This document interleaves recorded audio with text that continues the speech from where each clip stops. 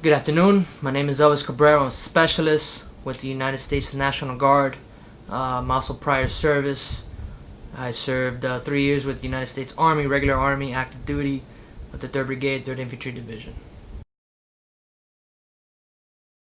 I wouldn't go back and choose a different branch. Growing up, I liked the Marines. Um, but once you, like anything else, once you do research on it and see what provides the most, what's best for you. The Army provided more opportunities, and the Army at the time provided more job opportunities and more interesting. It was more interesting job which I did, so I picked a regular Army. Well, I was stationed at Fort Benning, Georgia. At the time, the 3rd Brigade, 3rd Infantry Division was there. They're not there no more. And my job was a chemical operations specialist, 74 Delta. That's the acronym used, 74 Delta. My job was to respond to chemical attacks, nuclear attacks, biological attacks, be present, see what it is, decontaminate, and then provide service to, help out the troops if they were hit by these agents. Fortunately, it never happened, so I never did my job, technically.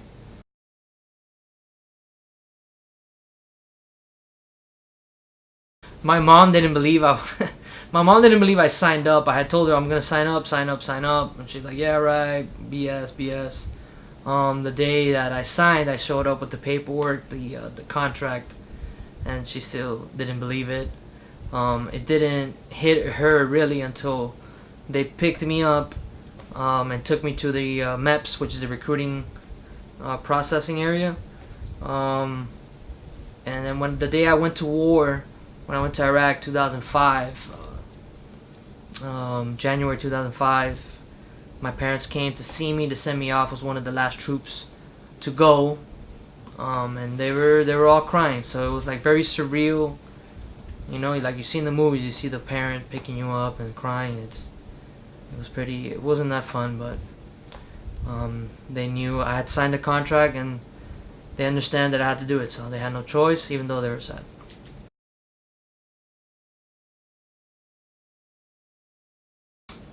The overall experience was positive. It just obviously when you're going through it, it's a terrible experience. You're away from home.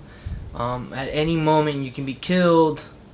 I mean, I went over there 20 years old. I turned 21 in Iraq. I turned 21 under fire. We were attacked. But overall, like the friendship and the bonds that you make, it's something that I cherish. And a lot of those guys I still speak to. And it was an overall positive experience.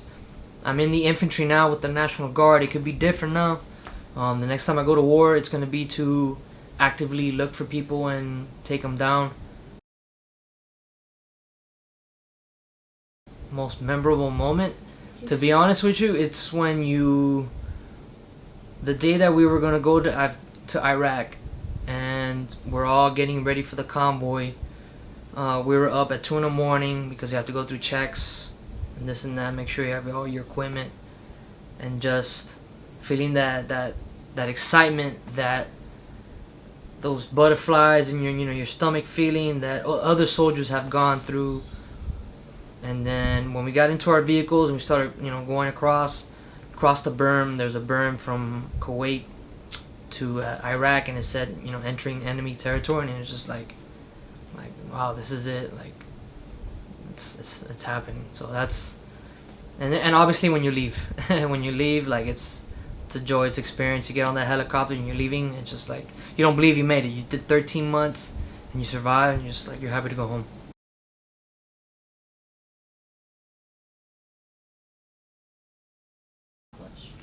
No, fortunately I was never giving a order that would test or make you doubt your beliefs or your ethical duty.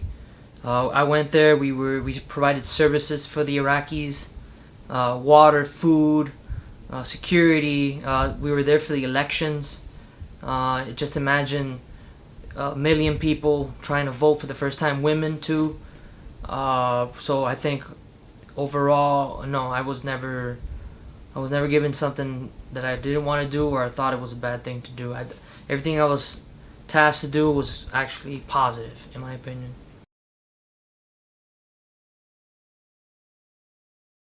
I would absolutely do it again.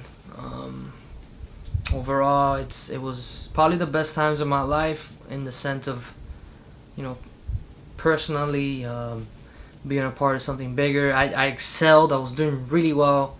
When I got out, I could have been a sergeant. So if I would have stayed in, for me, personally, it would have been a good thing. But you know, it is what it is. But no, I would do it again.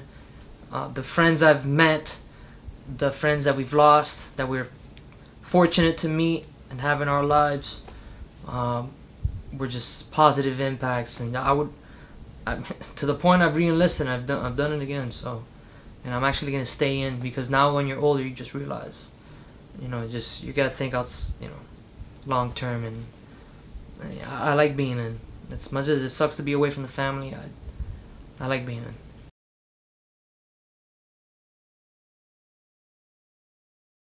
Just to enjoy life, enjoy your family, enjoy your friends.